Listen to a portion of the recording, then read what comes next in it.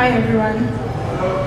Now I'd like the video to introduce me just a little bit, so that will take about 2 seconds. There we go.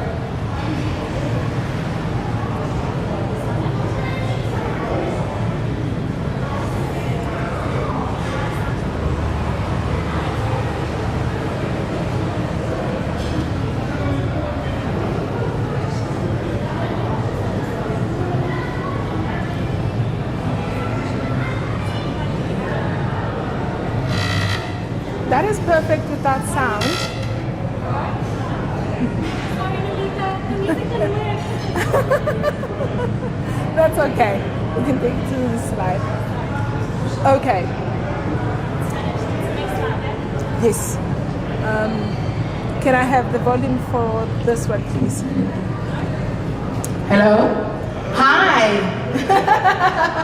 Well, what I liked about the video, it's got the do. Just to give you a little bit about my personality, because I'm just a hype person.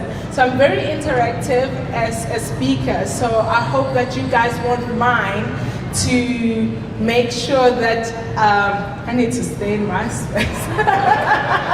I move a lot. Like I said, I connect with you. So please give me feedback, because I do want to connect with each and every one of you. Now, before I start, how many of us are entrepreneurs? Hopefully everyone. Let's see. Okay, by a show of hands, thank you. And how many of us are juggling 2 jobs at the same time? So you are an entrepreneur, but at the same time you do work on a full-time basis. Perfect. Now, let me ask you, how many of you believe that an entrepreneur is born an entrepreneur? And how many of us believe that you can make an entrepreneur? Okay, I think it's both. And I'll tell you why. Guys, just remind me to stay in my space, okay? I'll come closer, yes. I'll tell you why. At the age of 17, I was driving a bus. So a 35-seater bus. Now, unfortunately, I didn't put a picture of my bus, but that bus still exists and it's still there. My dad was an entrepreneur, but at the same time, he worked, he had a full-time job. And through him, I learned a lot. Now, one of the things that he showed me, and one of the things that he always told me, was that I can do anything that I wanted to do. He never pressurized me at school, so my marks were, as long as I got a pass with him, he didn't really care. But at the same time, he always wanted to see me do better. Whatever it is that I'm doing, he wanted me to do better. So he would ask me, do you think you can do better than these marks? I'm like, yeah, I think I can. And the next thing he'll say to me, so show me in your next marks. And if I'm better by 5% or 10%, to him it's like, oh, you've done better. That means you can do more. But he never restricted me that in a black culture there's this thing that is called boys only. So boys can do this. So he never restricted me. But he didn't know by that time that I was already a driver. Because I would watch my dad, whatever that he would do, and I would steal the car when no one is around to take the car and go see my friends and my boyfriends and whatever. And I did that until my brother's friend said to him, listen, I saw you. I saw you somewhere and you were speeding. And my brother was like, no, it wasn't me. He said, no, I saw the Cressida, man. It's only your dad with that type of a Cressida. And he came home and said, Dad, where were you during this time? I'm like, no, I was at work. The only person who was in this house is, it's you. You've been stealing the car. That's how I got found out. And my dad decided, well, since you know how to drive and you've been naughty, you've been stealing the car, I'm gonna take you straight to the bus. You must learn how to drive a bus. So by the age of 17, I started driving a bus. Now, I saw this thing, huge thing. But I was tiny, so don't look at this. I was quite tiny.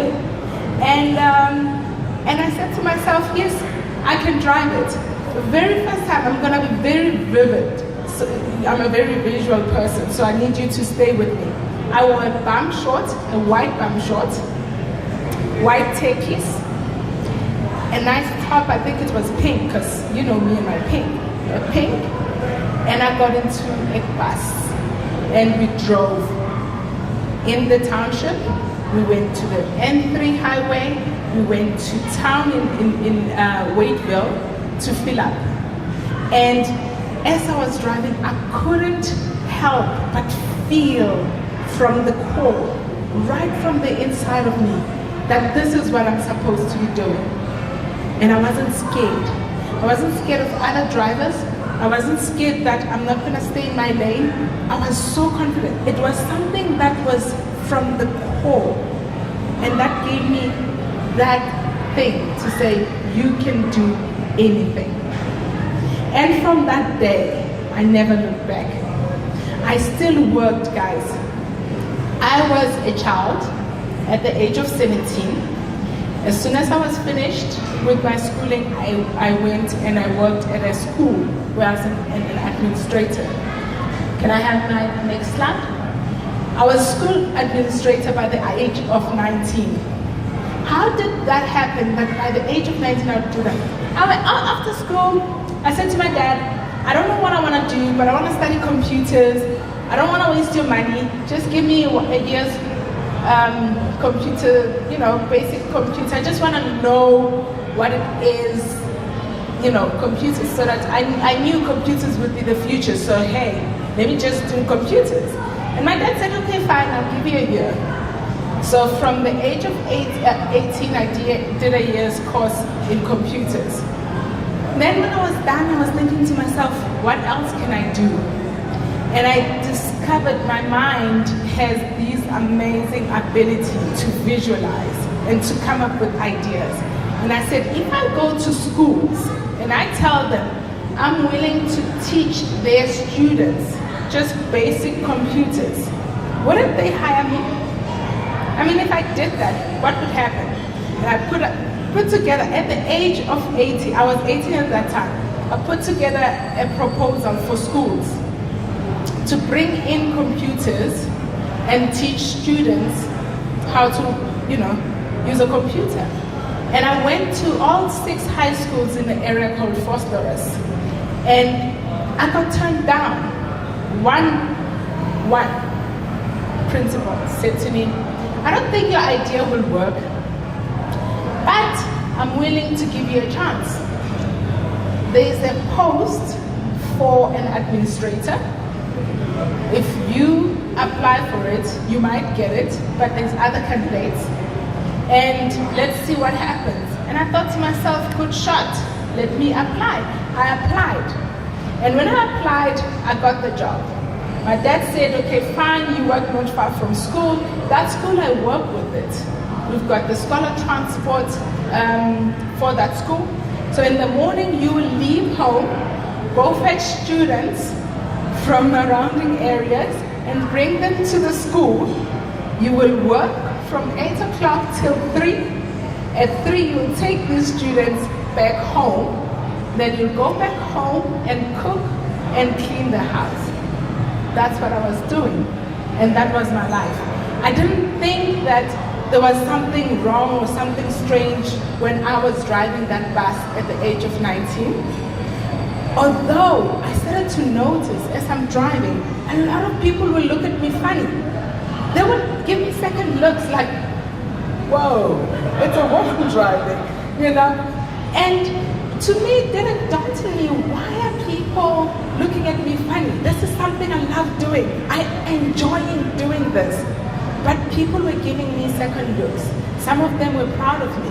And as I continued to do that, some of the students would come to me and say to me, hey, Sis Nolitha, we've seen you driving this bus.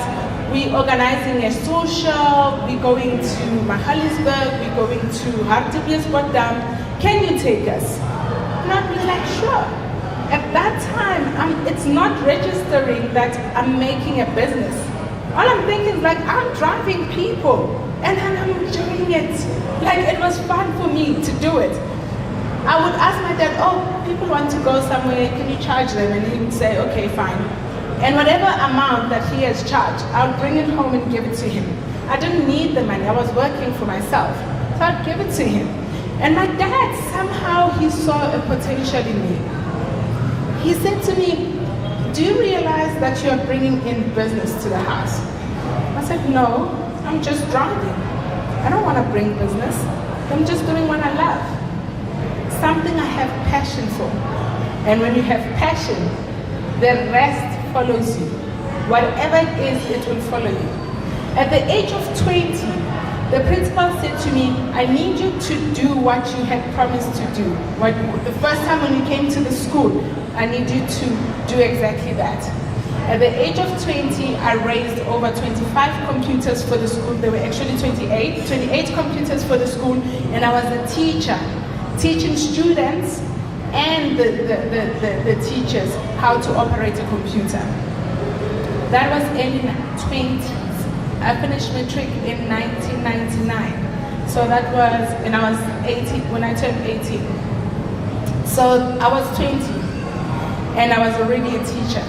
Students in my area and people in the area, they looked at me differently, like, what is this about this child? Why does she always want to do more? But when you are an entrepreneur, you always look for opportunities that other people, I don't know whether they see or they don't see. But to me, it was a no-brainer. Like, I couldn't sit at home while there's schools around and I could maybe teach them something. I was even willing to teach them for free, which I did, because I was an administrator. I wasn't paid a teacher's salary. I was paid an administrator's salary. At the age of 23, I realized, you know what? I've done all that I could for the school. I did everything that I promised the teacher I would do, the principal that I would do. And I said to him, I want to venture out and I want to work in a corporate world. And I came to Nedbank. Nedbank gave me an opportunity. I just applied for a job. And for me, when I applied for a job, it was this instant. I said I would make a choice, I would make a decision. I'd say, I'm looking for a job that is not a government job. I don't want to work at the school anymore. I want to work in corporate. I want to experience how it is like to work in corporate. If I work in Sandton, then better. And I applied. Within less than a month, I got the job. From the time I made a decision that I want to work in corporate, less than a month, I got the job. And I was a PA. I worked right up the road at 135 Rivonia Road. It doesn't get more corporate than that. That I can tell you. And it was fun. And I loved how, you know, you get Sandton people, right? I'm from the East Rand. You know how they work. You know? So I learned that. And I loved it. I loved the corporate world. Now, my boss he just couldn't grasp it in his mind how this little girl, I was very tiny, I didn't have kids, I've got 3 now. This little girl was driving a bus to work every single day. There's a bus parking outside and they don't know whose bus it is, only my boss knew. And he's thinking, but Nolitha, why do you come to work with the bus? To me, I didn't see anything wrong. It's like a small form of transport. I'm coming to work, but I'm picking up kids before coming to work. So I'm picking up kids, and I'm dropping them off at the school, and I'm coming to work with the bus. And I enjoyed it. I enjoyed it. I was not interested in dating until I was really, really, really old. And I wasn't, you know, kids at the age of 17, 18, 19, 20, 21, 22, 23, they're thinking about dating, right? They're thinking about partying, going out and stuff. I'm thinking, who can I take? Do you guys, where do you want to go? Have you seen Soweto before? Do you want me to take you on a trip to Soweto? You know, there's some amazing places that I can take you within Gauteng that you probably don't know about. And that was me. It was always about networking, telling people about places they've never been before, and taking them there. But not because I needed the money, I was working. It's because it was my passion. It's something I wanted to do. I just wanted to get behind the wheels and drive you. And when I drive you, you must appreciate just how good of a driver I am. Because I'm a good driver. And the more people appreciate, they didn't have to pay me, they did. They did pay me because diesel. I need to diesel reactor. You guys know that.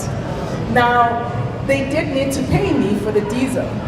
But I did not take any money from my dad for paying me as a driver whatsoever. I didn't want it. I was working, I had my own money. But it was pure passion for what I was doing. Now life happens to all of us.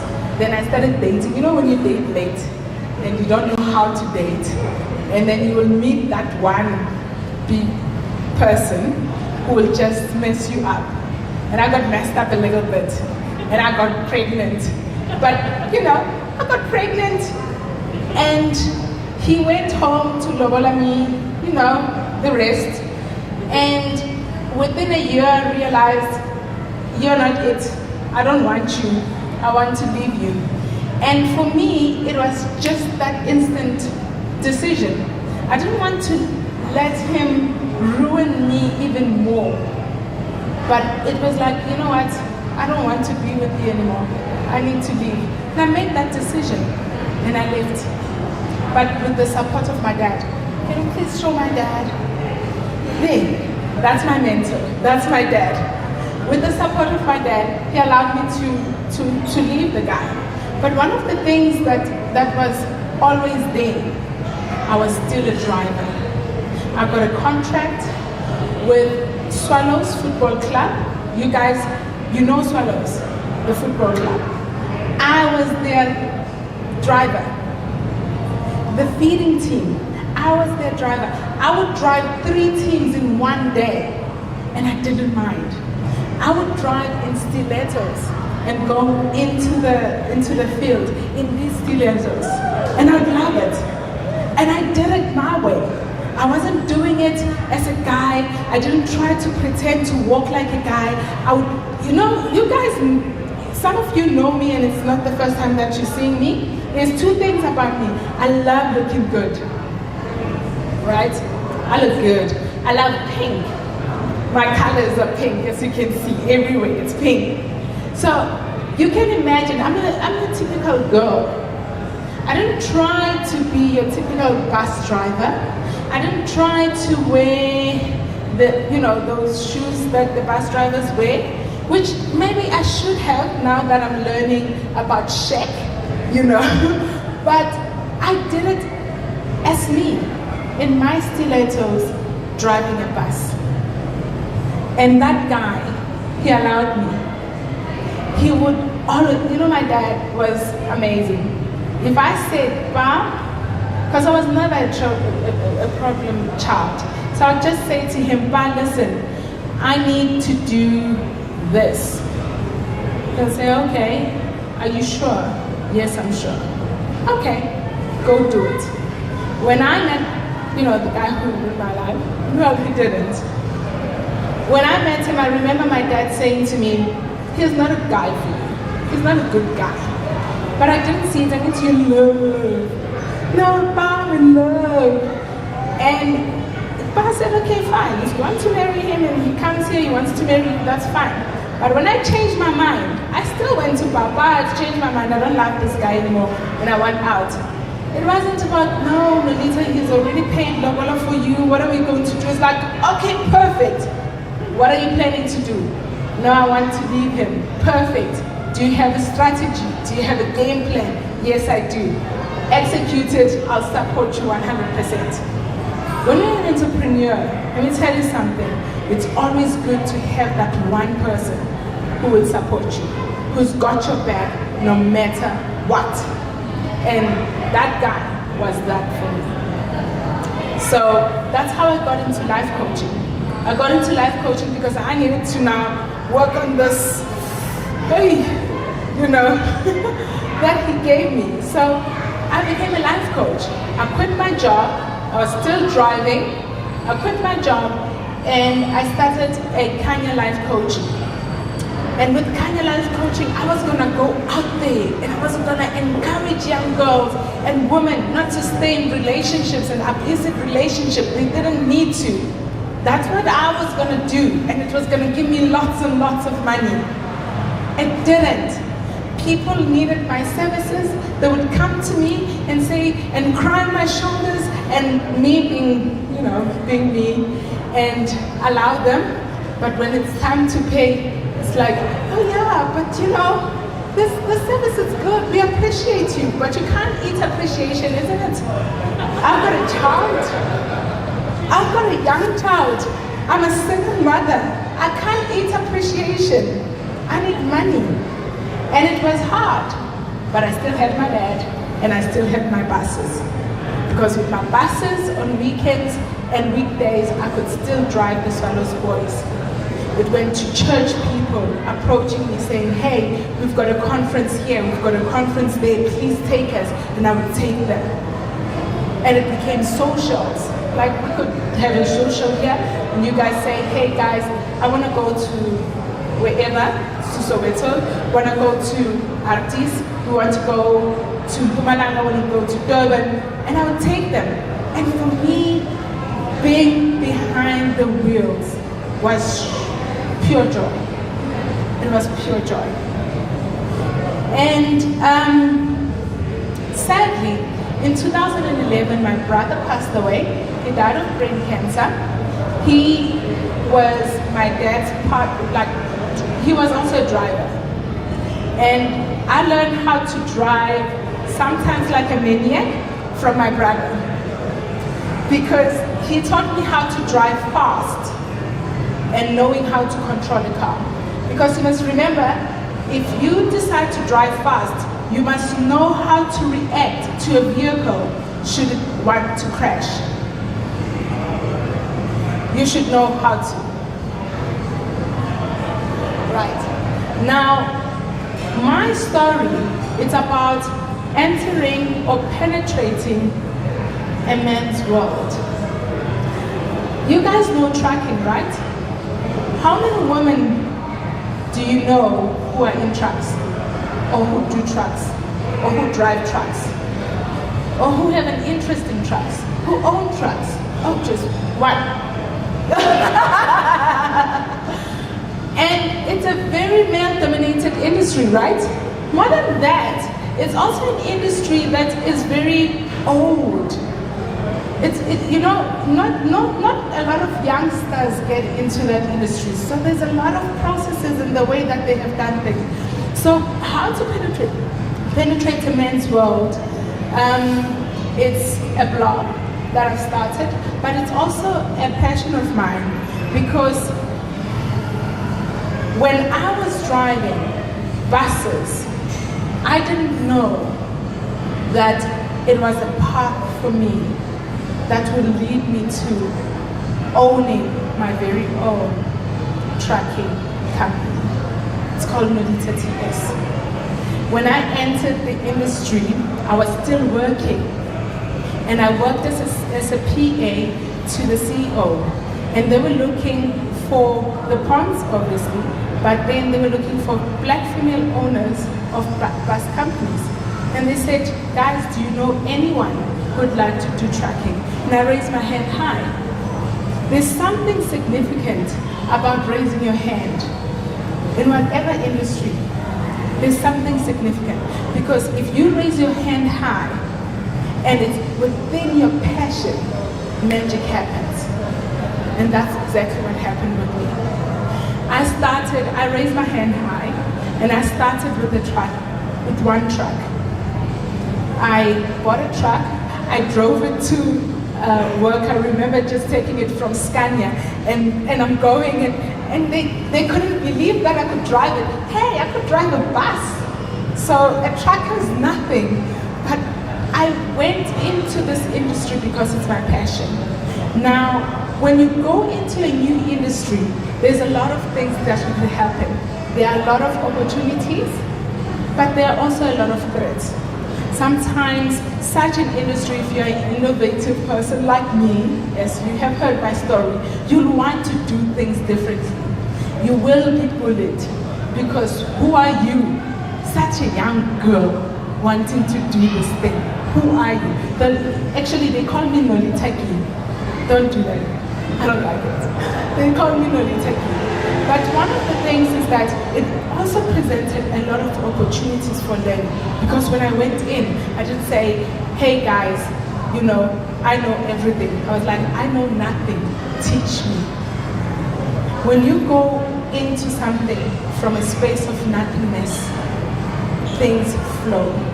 People were willing to help me. They were willing to teach me. But at the same time, if you could hear all my story, I know that I'm running out of time.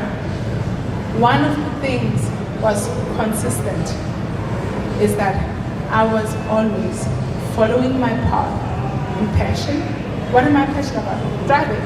Trucks, you're driving. You're always on the road. Whether you own it, whether you drive it, you are always on the road. And it's my passion.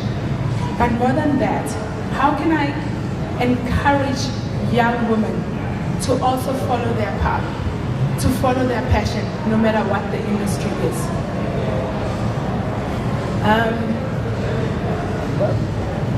In South Africa, statistics shows that women are not allowed into a lot of male-dominated industries.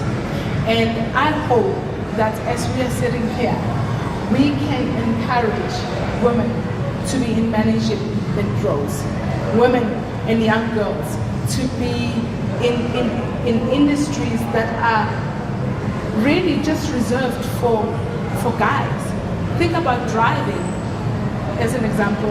I'm going to talk about driving because I'm a driver. How many of you know that a standard 7 boy can get a job as a taxi driver, as a bus driver, or as a truck driver? Can a standard 7 girl be taught the same thing? If she knew, she dropped out because she felt pregnant and she couldn't go back to school. If she knew that she can learn how to drive and she can be hired as a driver, wouldn't that be something? Now, I'm going to talk about the UN goals. First one is about poverty.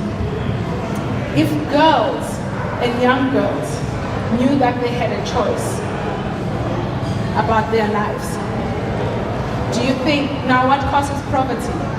It's no food, we don't have money, we don't have choices. If we taught young girls and women that they have choices, whether it's in driving, because driving is a skill, guys. You don't really need any form of education. It's just a skill. If they knew that they could learn the skill, and in that skill, they will be able to earn an income for their families, will that not solve that one problem of poverty? The second one, zero hunger. You know, we hear so many times about men who are the head of the family, men who work, yet they don't bring the money home to feed the kids. If women knew that they could drive and go and drive the trucks, the buses, the trains, the airplane, everything, and they can come home and provide for their families. The third one, good health and well-being. Women are still the forefront because it is the woman who cook. It is the woman who buy the food. Now, if women were given more opportunities to penetrate any male-dominated industry and make a good living out of it. They'll be able to make better choices for themselves. And I'm challenging each and every one of you right now to incubate young girls, to incubate women into your spaces, to actually show women that they can also be entrepreneurs. I challenge you, men, as well, because for me, I am what I am because of the greatest man who was in my life. We always say girl child, we partner them with female mentors. I would like men to take the role of saying, if girls can go to school and we can make sure that that young girl goes to school every day, she doesn't have to miss school because of her periods, and I'm going to sponsor her every month so that she gets her pads, she'll be able to go to school. Goal number 4, equality in education. Now guys, let's talk about it. We all know if a woman is informed, if you teach her something, you're not only teaching her. We say when you teach a woman, you teach the whole country because it is within us. Funny how these four and the fifth one with this gender equality, which is what we women want to thrive for. Now, according to the on this slide. It is the next slide. Hey, I think it's this next slide. Sorry. No, it's not. It's this one. It is said that only by 20. I think it's the previous one. Just want to make sure. Nope. Okay. I don't know what happened to it. It is said, but it's only by 2092, if I'm not mistaken. Sorry if my facts are incorrect. Will we be able to see the close in gender equality? 2092. Who's gonna be here in 2092? I think I might be, but I don't think I'll be able to drive. That's way too far. But if we start right now as entrepreneurs, if we start right now teaching young girls to be entrepreneurs, incubating women into our space, accepting them and showing them, I think we can close it much quicker. So I'm gonna ask, it's a challenge, I know. Let's penetrate a man's world. I would really like you guys to please go and follow my blog because some of the things that I couldn't cover today because of time, I would like to cover. But at the same time, I would like to challenge you guys to, 1, how many of us know young girls and young women who are in distress? I think everyone. We know where they are. If you took one of them, just one, and make a comment from now on until next year in changing her life, whatever it takes. So if it means providing or buying her sanitary pads on a monthly basis, you do that. If it means helping her start up a business that is maybe about 200 rands and mentoring her on a monthly basis on how to grow that business and sustain herself, within a year, how much difference would we, collectively as we're here, have made in this country? So I challenge you guys to do that. Well, wishing you guys a beautiful evening. That was an awesome awesome story. I'm sorry the time is short. So, guys, please, I encourage you to chat to Nolitha afterwards. Wow, I have to compete with that. Shock. Well, anyway, I'll try and be a bit louder than the birthday singing, just for a moment. Any questions, guys? No one? Like, Yep. nothing? There is a question right there. Oh, I can't see you. Here we go. Thanks. Nolitha, do you have any set objectives that you need help with in terms of developing young women and things like that? If hypothetically speaking, if you had access to an organization that could help you with that, do you have any specific objectives? Yes. So my goal is to empower women to drive. So I want to empower 100 women by 2020 to be code 14 drivers. Because as a truck owner or as a truck company owner, I wanted my company to be 100% run by women and driven by women. And a space that I can see is that there are no women truck drivers out there. So my goal is to teach women how to drive and to get them to a code 14 so that they'll be able to drive trucks. Yes.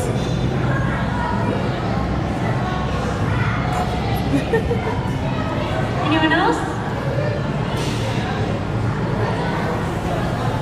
Sure, last chance, right? Without the birthday singing. Cool.